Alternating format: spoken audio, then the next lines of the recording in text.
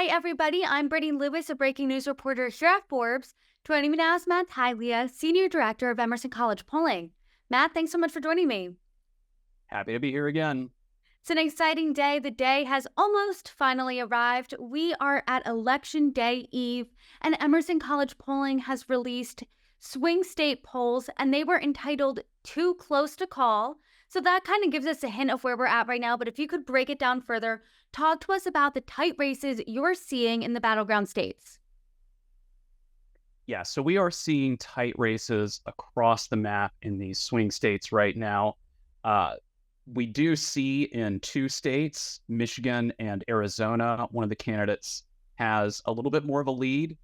So in Michigan, Harris leads by about 2 points. And in Arizona, former President Trump leads by about 2 points. All the other states are either tied or within 1 point. The candidates are within 1 point of each other. So it is truly a toss-up. There are, we see a little bit of movement between the past, few weeks since we last conducted polls in these states. But overall, I think, we're seeing that this is looking a lot like 2020, and, these sort of newer voters that we're seeing out there, they're also fairly split. You're saying it sounds a lot like 2020, but if I heard that as a Democrat, I would be happy because obviously Joe Biden won. Do you think this signals good news for the Harris campaign? What does that look like? I think it's mixed news. So I will say that there is, I think, a little bit more upside for the Harris campaign in some of these numbers than for President Trump. That specifically in some of these states like Nevada and Georgia, these are states where you have a sizable minority population that isn't necessarily the most likely to turn out to vote, but who typically vote overwhelmingly for Democrats. They are also states, Nevada especially, where there's just a huge number of new voters there that have moved, either aged up into the voting system or they've moved into the state. And that's true for Nevada, Georgia, to an extent North Carolina as well, these sort of Sunbelt states. That's kind of an unknown factor here. We're not really, necessarily sure how these voters lean. We're not sure to what extent they're going to turn out and change the composition of the electorate. So there's a wild card here. And I think that historically we would say that that's probably better for the Harris campaign if she can turn out those voters, because they are very likely to be Democrat leaning more so than Republican leaning way.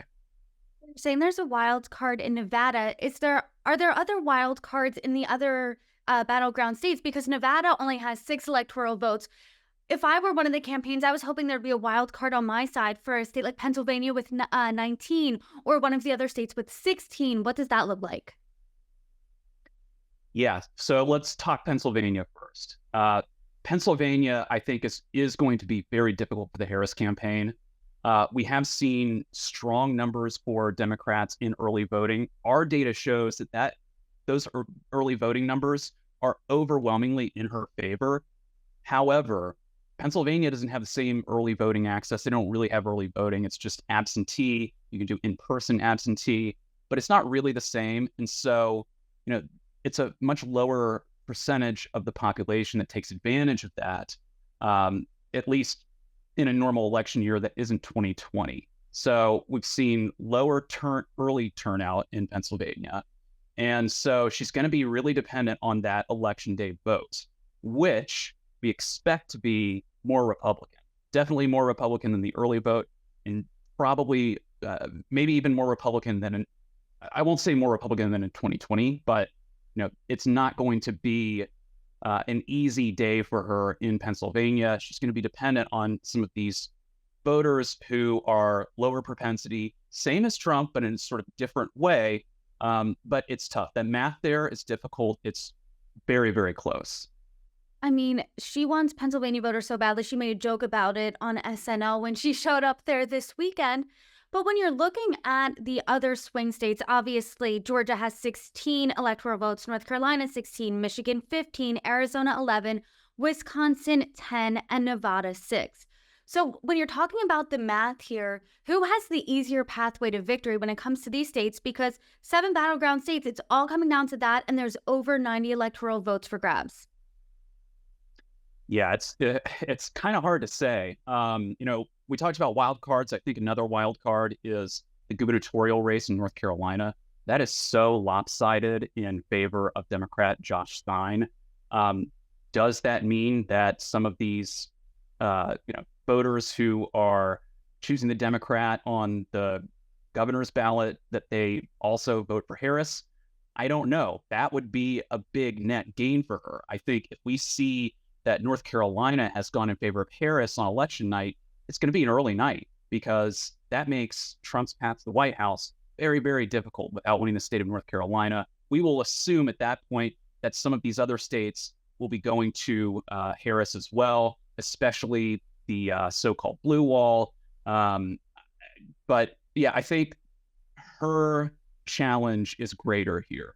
There are more or less more possibilities for President Trump, especially when we see that some of these states are leaning a little bit more in his column. If she wins North Carolina, then the night is potentially over. If he wins Pennsylvania, then the night is likewise potentially over, because that makes her path very, very difficult. She has to win Georgia or North Carolina, plus potentially Wisconsin, Nevada. You can see the list goes on.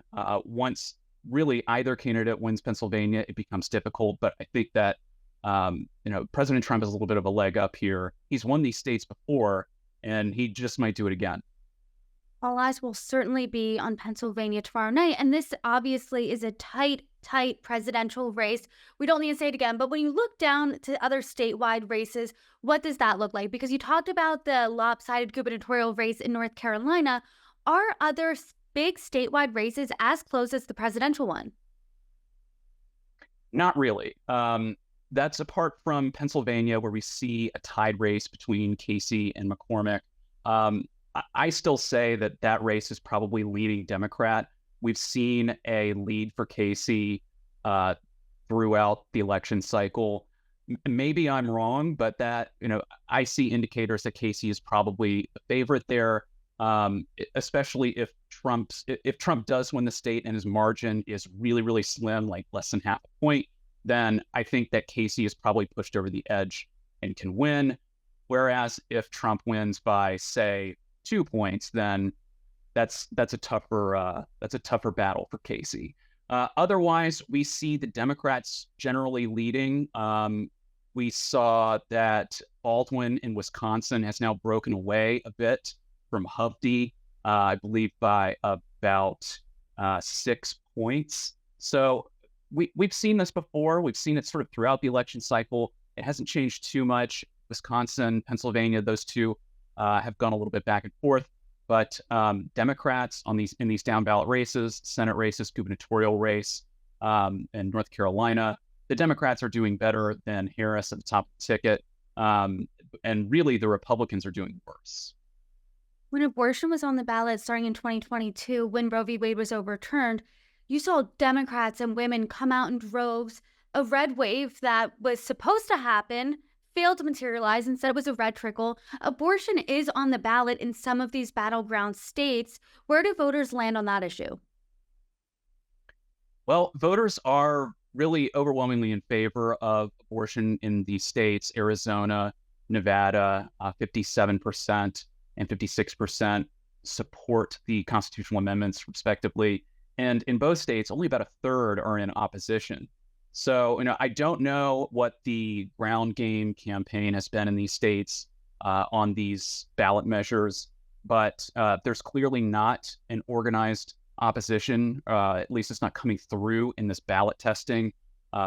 Folks seem to, by almost a 2-to-1 margin, favor these constitutional measures. We don't necessarily see that translating to Democratic success, though, in the presidential ballot. We didn't necessarily expect that. We really would expect that, those margins would be closer, at least showing some sort of clear lead in the presidential ballot. But that's just not the case. President Trump has not made this campaign about abortion on his side. He's had statements to various effects about abortion, to the point that I'm not sure that voters understand what his position is. And so, I think it's frankly worked. They're not necessarily attaching him to abortion as much as the Harris campaign has tried to attach him to the Roe v. Wade decision, Dobbs decision. But we're just not seeing that translate to the presidential race, despite the fact that folks do plan to support abortion on the ballot. Nationally, we have seen a stark gender divide in this race where more men are leaning Trump, more women are going to Harris. When it comes to these 7 battleground states, are you seeing the same trend? Absolutely. We're seeing the same trend with very little variation.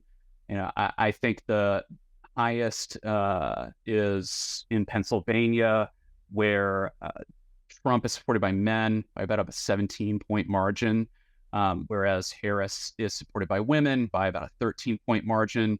I do expect that this is going to play a role in the final vote count. I think that early vote count in some of these states is going to be important. We've seen that women have turned out similar to 2020 numbers, but it's an overwhelmingly female electorate in the early vote in these states where they really have it. So yeah, I do expect that women will turn out. They will constitute a majority of the voters in most, if not all, of these states, but it's not necessarily going to be enough.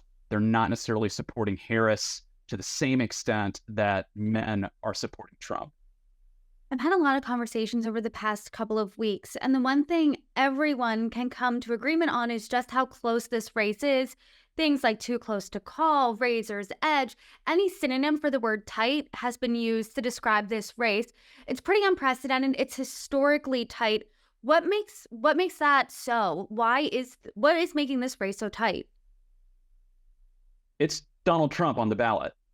When Donald Trump is on the ballot and, all else being equal, we have an extremely polarized electorate. Folks go straight to their camps.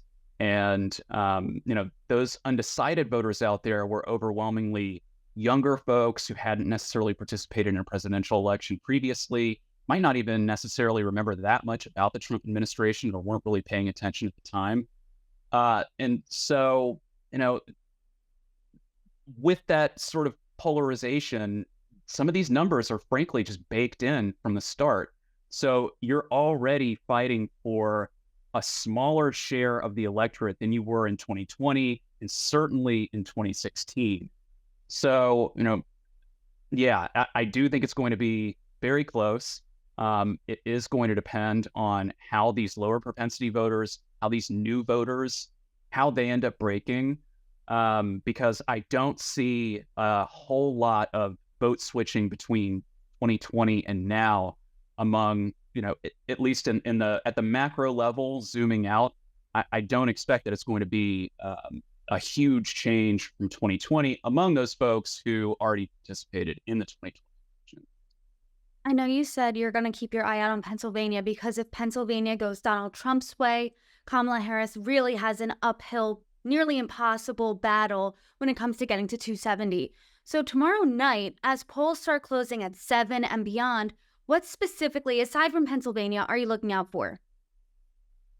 I'm going to look to Georgia first. I believe that's the first state that closes tomorrow night. That'll give us, not necessarily a read on the other states, but maybe to some degree we can see some of that suburban vote come in from the counties surrounding Atlanta. Maybe that will give us a hint as to where some of the counties surrounding Philadelphia may lie. I think that's the first thing I'm going to be looking at. North Carolina is also, it closes, I think, 30 minutes later. They're likely to get their vote in quicker than Georgia or Pennsylvania, any of the other East Coast time zone states. So I think North Carolina, then we're really going to need to turn there and see how that's going. If there are legs for the Harris campaign there, then things get really interesting. If there aren't, then we need to sit and keep waiting and wait for Pennsylvania to come in and see more from Georgia, Michigan, et cetera. Well, Matt, I certainly appreciate all your time, all your numbers, all the conversations we've had this entire election season. Thank you so much for joining me, and I hope we can speak again soon. I hope so too. Thanks, Brittany.